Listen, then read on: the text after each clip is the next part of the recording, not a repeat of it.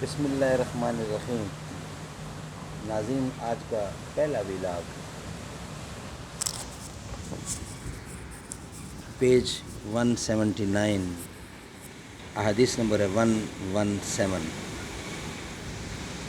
قال اللہ تعالی فی شان حبیبی وما آتاکم الرسول فخذوه وما نهاکم عنہ فانتہوا، جو تم کو رسول دیں وہ لے لو اور جس سے منع کریں اس سے رک جاؤ۔ احادیث نبوی،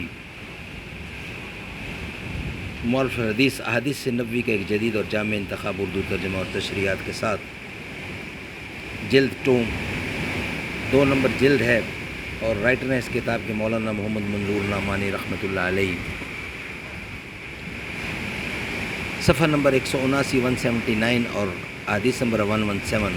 عن ابی ہریرہ ان رجلا شقا الى النبی صلی اللہ علیہ وسلم قسوۃ قلبہ قال امسح راس الیتیم وَأَطْعِمِ الْمِسْكِینَ۔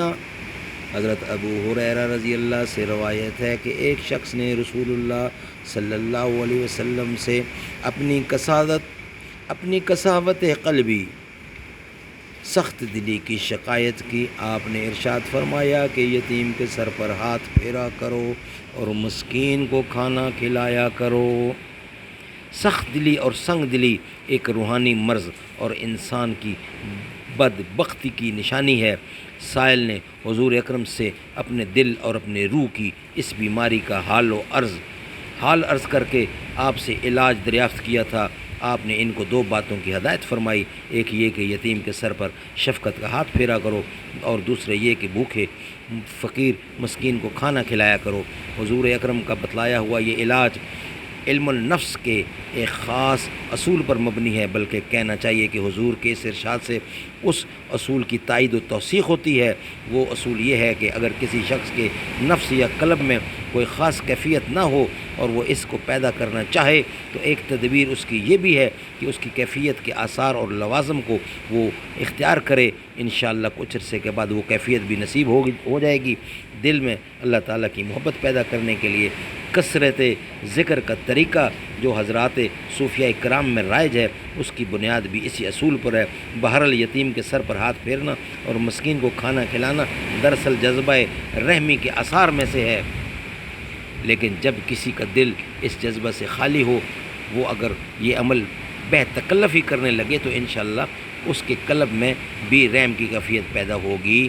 سخاوت اور بخل، سخاوت یعنی اپنی کمائی دوسروں پر خرچ کرنا اور دوسروں کے کام نکالنا بھی رحم ہی کی ایک شاخ ہے، جس طرح بخل اور کنجوسی یعنی دوسروں پر خرچ نہ کرنا اور دوسروں کے کام میں نہ آنا بے رحمی اور سخت دلی ہی کی ایک خاص صورت ہے۔